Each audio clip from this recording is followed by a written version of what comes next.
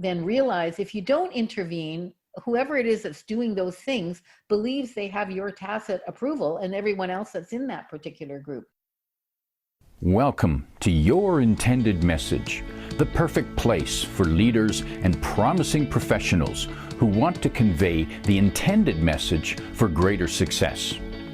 Every week, we interview experts who address the challenges and best practices to deliver your message effectively. That might be one-to-one, one-to-few, or one-to-many. And perhaps the most important conversation, one-to-self. I'm your host, George Torok. My guest today is Shelle Rose Charvet.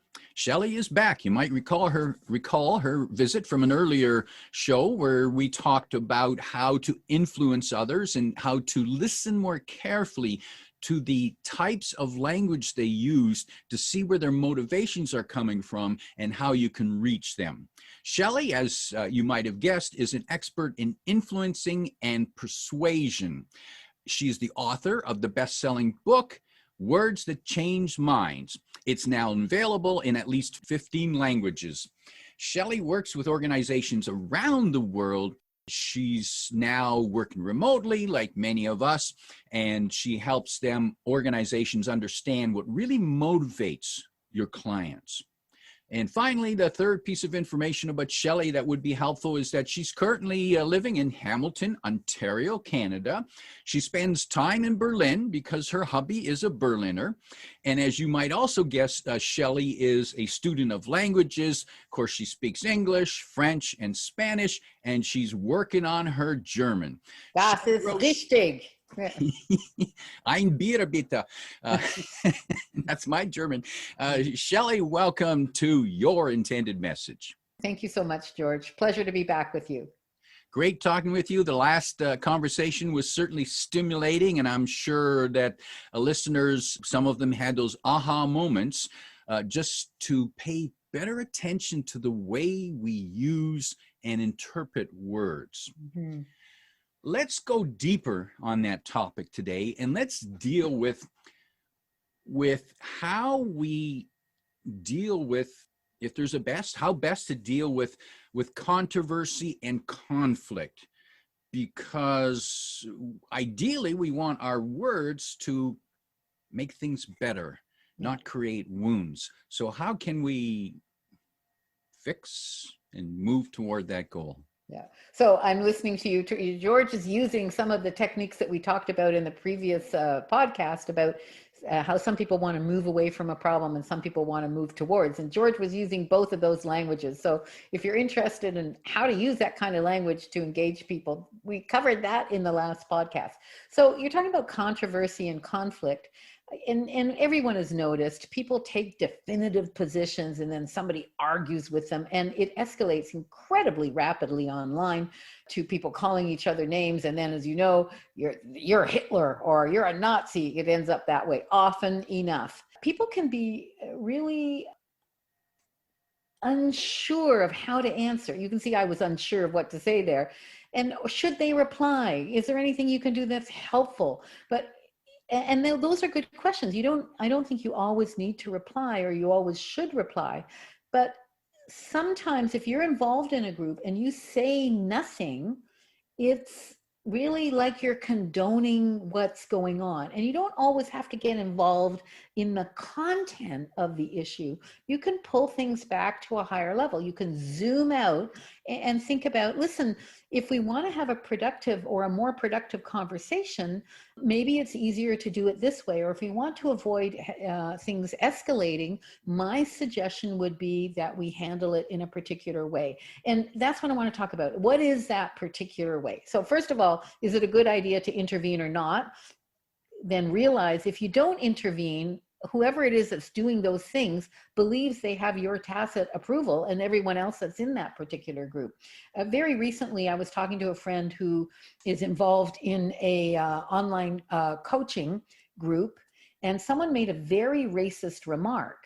And I was talking to somebody else in that group. I'm not in that group. And he said, I was really uncomfortable and I didn't say anything. Well, the third person in the conversation, who's a person who is Black of color, she says, I am so tired of these remarks and having to be the only one who says anything, and no one says anything else. And I thought, they don't say things because they're uncomfortable and they don't know how to talk. But the problem with not speaking up is it's approved. The last comment was approved. Nobody disagreed with it. And so I think it's important to know how to disagree. And of course, you don't always have to jump in on every fight. You got to pick your fights, but how to disagree. And the easiest thing is to zoom out and look at the conversation. And in this case, what was happening was clearly violating the values of that group. So someone could come in and say, listen, when you said this, it was, in my opinion, and stand behind your opinion, it's violating this and this values of this group. And in this group, we want to aim for this kind of thing and not do that kind of thing. If you come out and you go, you're a racist, that doesn't get anybody anywhere. And sure, there may be a person who's a racist. There may be a person who was thoughtless or wasn't thinking about the implications of what they were saying. Somebody who didn't mean to exclude anybody. But these aggressions hurt people. And that's what I think a lot of people don't realize. If you say nothing, other people get hurt. And you're left wondering, should I have said something? Like, what are my values? Like, is it important for me to encourage people to communicate well? Like, or am I just going to stay out of this fight? And then whatever happens, I have no impact on. So there's a lot of philosophical questions as well as tactical and strategic questions to answer. I don't know. What do you think, George? Is that options language? What do you think? Yeah. I was thinking about different ways of looking at this. Very good, George. It's picking up my patterns now. Yeah. Yeah, I'm studying at the feet of the great master. What do I think? You know, I don't really know. I don't know. I know that when people say things, and if I'm part of a group, I expect everyone to show respect for the people there, every one of us, both with the things we say and the things we do, and whether or not it's a formal group, you know, like a coaching group, or whether it's just an informal gathering, there are still some rules, implied rules of engagement of, hey, we're people here, we're individuals, we each have value. And just because you don't like what someone says, it doesn't mean you label them or you make an inappropriate racist, sexist comment. So I think one of the people in a group where I was actually pointing out some good deeds of a particular government, somebody else then came in and, you know, told me all the reasons why I was wrong and then called me a lefty shrill. So my response was, well, as a lefty shrill, and then I responded back. So, and now when this person talks to me, I jokingly refer to myself as a lefty shrill. And that's one way of dealing with it. You don't have to take everything so seriously, right? And I notice he's more polite with me. Like, I made my point, but in a funny way, right? That's clever. That's clever. And more people probably don't think of doing that, and they should. So instead of defending and attacking, use the words in a funny way, and just show them that it doesn't offend you. You know, silly comment like that. Come on. And that's who I am. If that's who you want to paint me as, okay, then I'll play. That's okay for me to do it with me, but I don't think that's okay if somebody made a sexist or a racist remark or attacked someone else. I'm not going to then make a joke of it because I don't agree with those tactics. So there's that timing and there's that kind of thing. And in that case, you know, I mean, you're probably asking yourself the question like, oh, well, what would you do then? And then I would say, hey, you know, let's have a conversation about this. Let's not attack people. Would you be okay to do that? Like, let's and invite people to let's continue the conversation because people had interesting ideas. And if we're just attacking people, we're not actually exploring anything. Now, you don't have to invite them to continue the conversation. Maybe the conversation was really stupid and people were espousing extreme views. You can just make your point about how to talk about it. And if you do that consistently, people who who are participating in those forums on whatever forum it is, know that you're going to make that comment afterwards, and they tend to self-edit a bit more and become, and it's not overnight, like there's a process involved. They tend to, in my experience anyway, to become more factual and less personal attacking. What about conflict in the workplace? That's a big question. It is a big question, and the question. Let me be more specific. Let me drill down a little bit. How do you, when you work with organizations, you work with organizations all around the world, you help them with their communication issues, everything from marketing to internal communication. When you work with an organization and they say, Shelle, can you come in? Our team is just not working well. Everybody hates everybody. They're fighting. Do you tell them, well, maybe just fire them all? Yeah, you just stop it. Yeah. And that solves everything. No. Just put your foot down and tell them, well, this is going to end right Give now. them hell. Yeah, really. Yeah. So what often is going on is that the meta conversations are not happening. And you see this in families too. We don't talk about certain things. We feel tension, and people are walking gritted teeth, or they're civil and polite, and then behind each other's backs they're with a knife. And a lot of that can be solved by earlier finding out what the disagreements are and making sure it's okay. So I want to talk first about prevention and then cure. I have a small team. My team is multicultural. They work from different countries around the world. Some of them are digital nomads, some of them are not. So some of them you don't know where they are until they tell you. And some of them are on completely different time zones, night and day. And for me, it's really important that we be effective, productive, and that we have fun. I'm only in this because it helps other people and it's fun. And I want to be both productive and fun, have fun. And so one of the things we've instituted in our team, and I've seen this in really great teams, is permission to disagree, permission to say, I'm not very comfortable with this. And I actually frame it so that my team knows how to talk about something. And look at people. If their face is going, like, you can say, I get the sense you're not comfortable with something. Can you tell us? Like, be invitational and ask people to tell you more. Because usually in there somewhere, even if it's originally expressed as a negative, is a great suggestion about something. And this way, I don't believe I have to know everything, be in charge of everything. I'm counting on people to tell me when they're not comfortable with something, because it usually puts us on a better path. So that's kind of prevention, to really encourage that meta talking.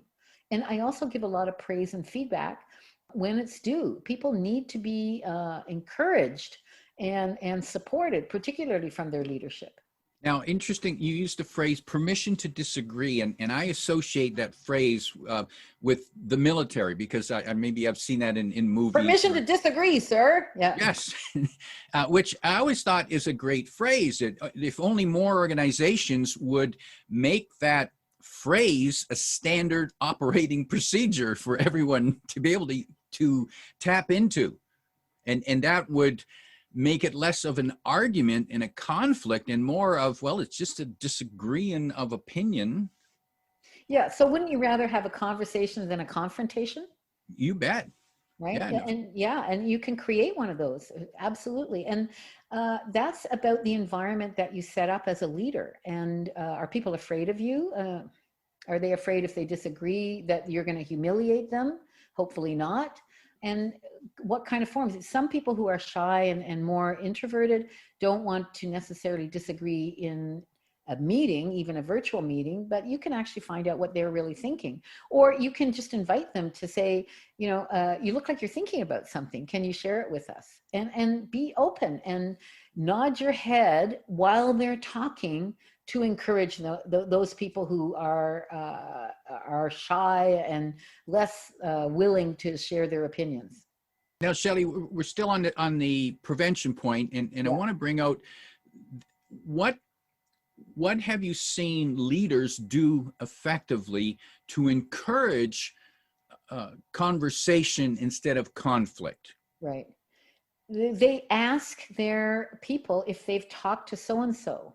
And good leaders will also check, are you comfortable with talking to so-and-so? Do you have a sense of how you'd like to have that conversation, what you'd like to say?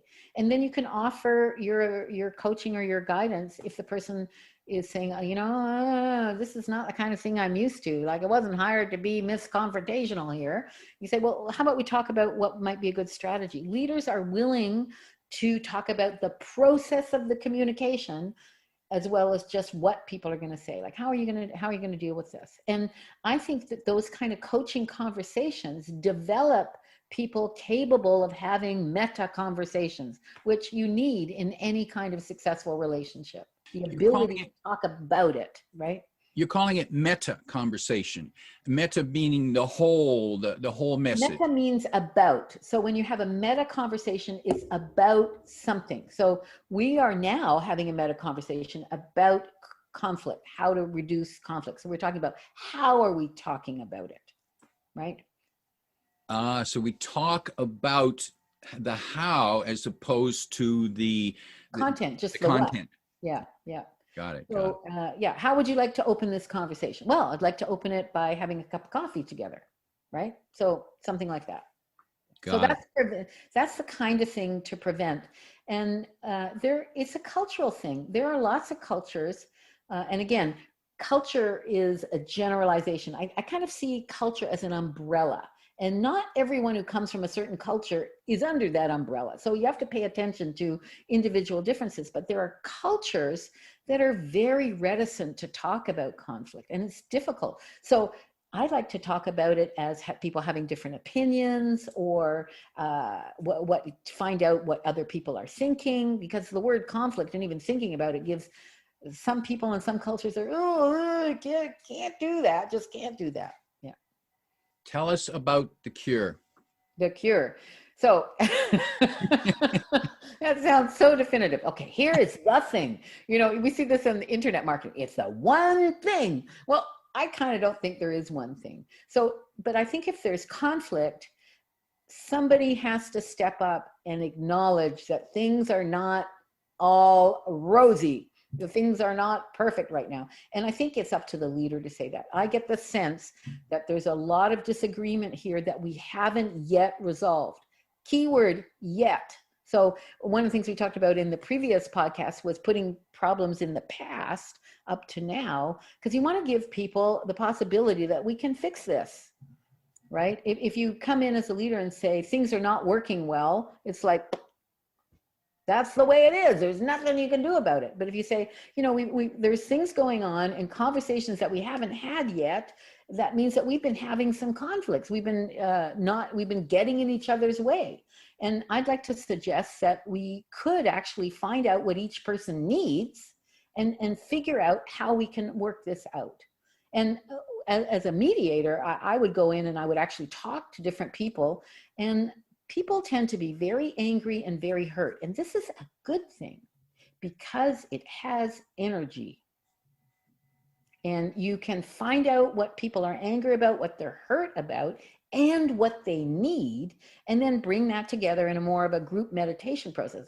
It's, that's a whole topic on itself, but just think about it. When somebody's angry or they're hurt, they have energy around something.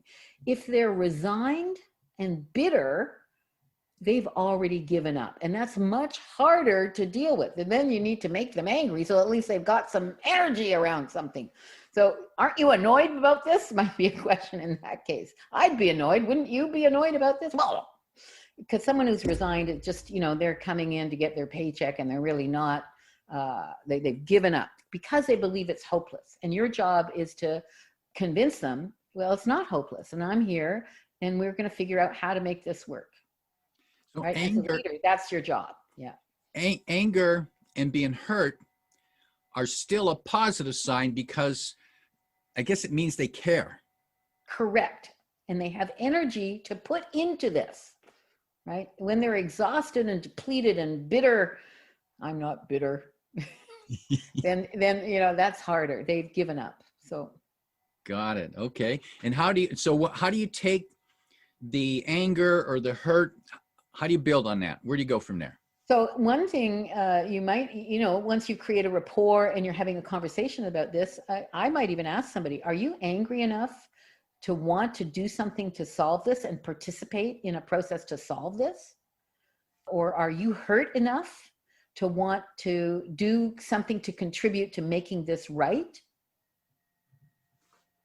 That's a great question to ask people. And then you say, I'm here to run this process, but it's not going to work if we don't all participate. So I want to know, are you angry enough to want to participate in finding a solution?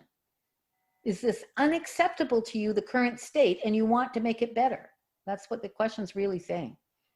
Okay, so there you turn their anger and their hurt into a positive force to move. You read a desire to contribute to making it better. Yeah, absolutely. And the question is, are you angry enough to do this? Are you annoyed enough? Or whatever their word is for describing their feeling, right? Are you pissed off enough, for example? Yeah. Yep, that's what I was thinking. And so, yeah, so how ticked off are you? Bad word or something, yeah. Good. And when the managing the conflict, should the leader encourage conflict versus controversy? Do you see a difference between the two? Well, controversy is unavoidable, I think, today, because people tend to have very polarized views. This is the way it is, and they trigger each other. As soon as one person becomes very polarized and definitive and certain, it's almost impossible to stop yourself unless you have a stop button. From doing the polar opposite, equal but opposite response, that Newton's law of motion, equal and opposite response.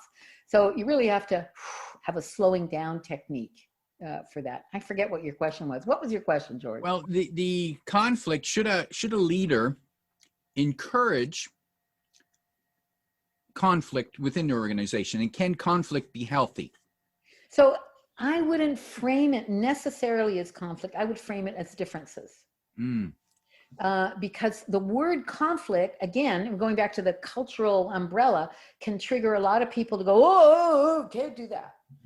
But what about curiosity? A leader can come in and say, listen, I have noticed there's some very different points of view about this, and I'm really curious about that, because I think there's some value in us actually figuring out where we are on this. I was in a board meeting yesterday in which two people had very different opinions about a numbers thing, where these thresholds should be. And what was great is they kept asking each other, well, what is it that you're trying to achieve with this number? Or why is this number important? Like, what is it going to do for us? They asked questions to find out the reasoning rather than just counter arguing. That's an interesting conversation. And in the end, they didn't come to an agreement. In the minutes, it said one person thought this, one person thought that. And a third person went and asked someone else who couldn't attend, who reframed the whole thing and said, and that person came back and said, I was way out in left field. I now understand, blah, blah, blah, blah, blah. But that can only happen if you have an attitude of curiosity rather than an attitude of you're right, you're wrong, right? And it's tempting for the leader to take sides, particularly if one of the parties espouses views that you just are totally against. And we all have views we're totally against right now. But as a leader, breathe, zoom out, and remember, in my role as a leader, what do I need to do here to foster better conversations, to acknowledge the differences, to set boundaries for what's acceptable and what's not acceptable. You can say, people got upset at the last meeting and some things were not okay, and make sure you've spoken to those people individually, but the issues we're bringing up are relevant and important. If they are, if you can say the issues we are bringing up are really not relevant to what we're trying to do, I prefer we didn't talk about it. That's your role as a leader. You can decide that. But the issues that are relevant, if you have set an environment in which we discuss differences and we ask people what's behind what they're thinking and we listen, I think we're creating a team environment where everybody gets to grow and everybody gets to be more, to make a bigger contribution. And Sorry, in that's your, my rant. I'll get off my soapbox now, but I think leaders can be very inspirational by doing that with their teams. Like, don't you want your teams to think, oh man, this is the best team I've ever worked in because we can work things out? Like, wouldn't that be great for people to say that about you as a leader? it would be fabulous. And I think especially in a world where we're hoping to encourage diversity in the workplace, in the community, and diversity, which diversity of sex, religion, race, and mindsets and differences of opinion. If instead of seeing that bringing conflict, we see that as bringing differences of opinion, which we can be curious to explore and build on that. Is Now, that I totally agree with that, but there's a caveat. I mean, I've just finished taking, and this is 2020, I have finished taking a 6-week course as a student in anti-racism.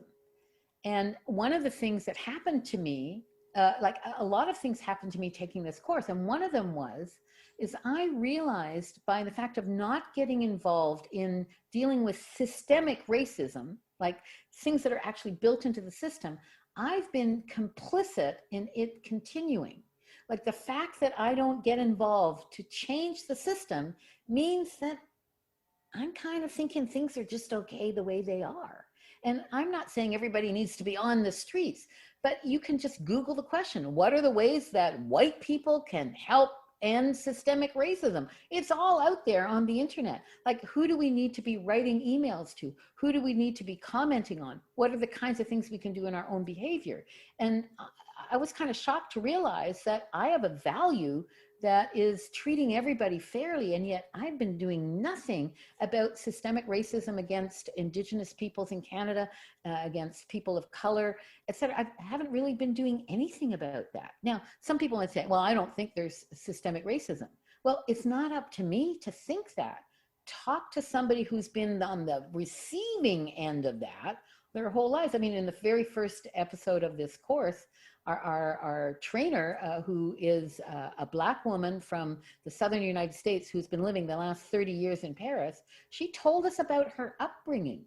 And my experience as a white person has been nothing like that. Like, imagine for a moment if you had to, in every conversation where you were the only person of your color, had to manage the conversation so that the other people would be sufficiently comfortable with your presence that they didn't put you in a corner or accidentally other you because, you know, you're the Black person, so you should know about this, or, well, what's it like in the Black community where suddenly you're not a colleague, you're a representative or something, or, and, you know, not even to mention microaggressions. So, you know, you hear a lot of people going, well, I'm not a racist, but systemic racism isn't about being a good or bad person. It's like, what is going on in the system that gives people an experience of having to be cautious and wary all the time? Can you imagine how exhausting that has to be?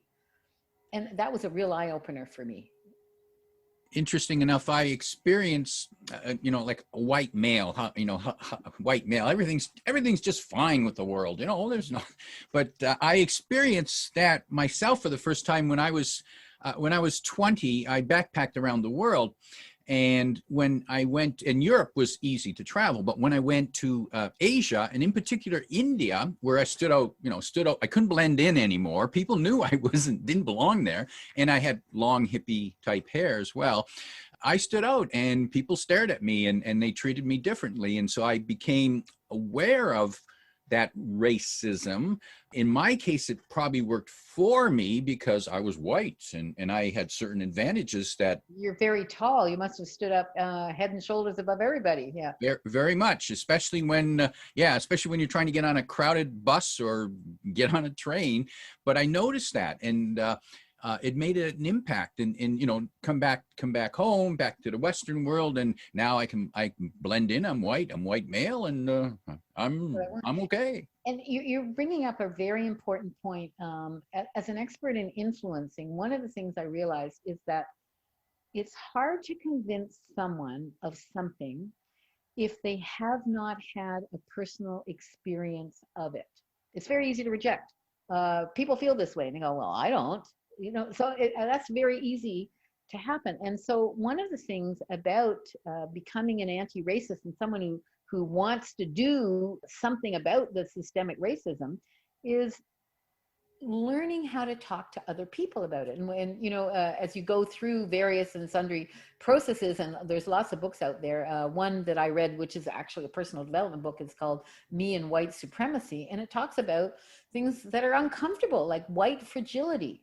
How often in a company or a team does anybody talk about race? Well, usually we don't. Why?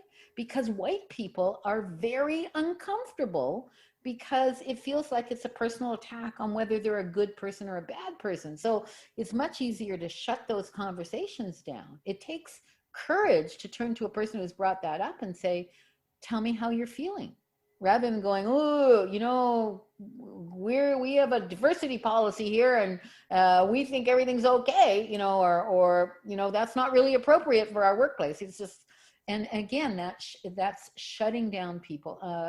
A few months ago, somebody in the CBC objected to someone else using the N-word, and her point was, I'm the only Black person here. Does that mean if I weren't here, nobody else would have objected? Right? Like what? And it's hard to know all the do's and rights and wrongs. 3 years ago, things were different and other things were acceptable, and now they're not. Everybody's going to make mistakes. We have to be forgiving of each other. But is it up to the Indigenous and Black people to correct our behavior, to correct the systemic injustices to do with how they're treated in the criminal justice system, et cetera, et cetera, et cetera? So if it's only up to them, nothing's going to change, because they don't have the power to change things. True. It's encouraging when you do see white people marching with the Black Lives Matter group. There's some of it's getting through. And taking this course was a real eye-opener for me, because I didn't realize how hypocritical I've been. Like, if it is my value system to believe that everybody should be treated fairly, then why wasn't I involved before? Well, it was part of that's not my problem. And becoming aware of that, and also becoming aware of what it's like to be on the receiving end of all that racism. Now, as a woman, I've been on the receiving end of sexism. When I first applied for my first mortgage in Canada, they wouldn't give it to me because I was a single mother.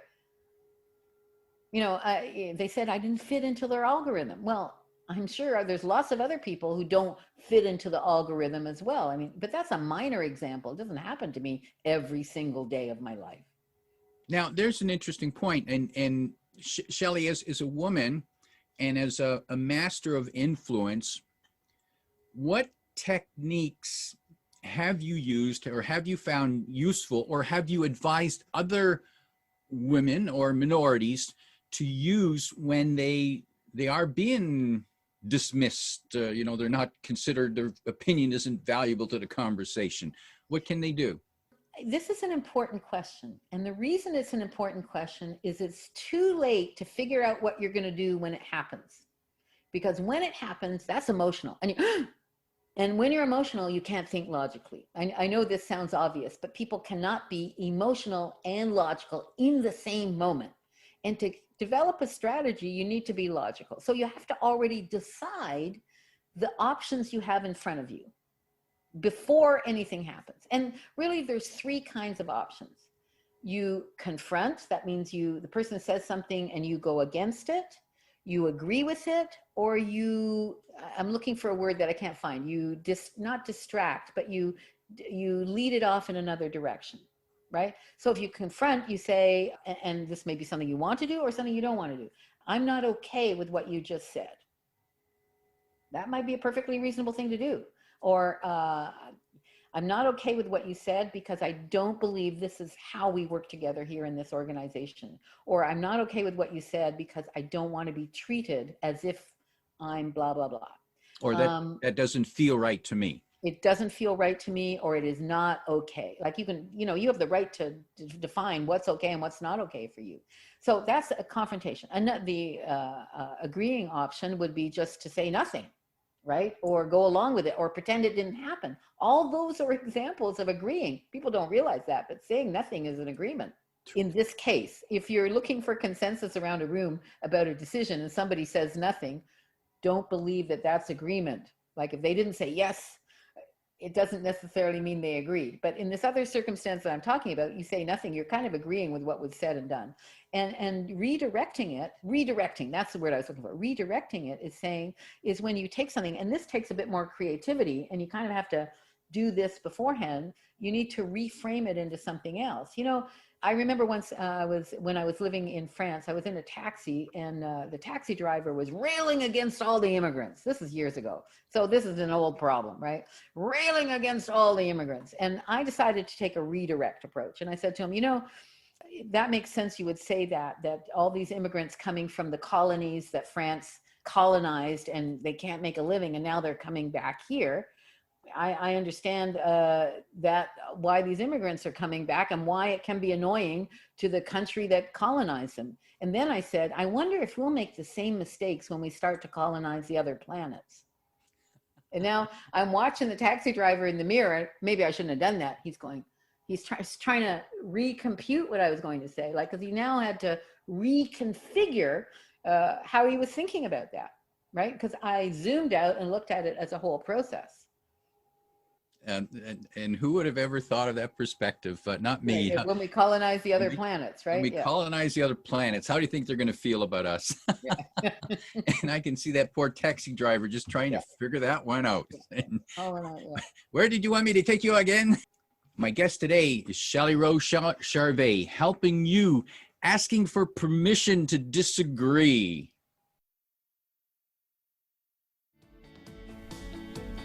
If you like what you heard, remember to like, comment, and share this podcast. Come back every week for more practical insights to help you deliver your intended message. I'm your host, George Torok.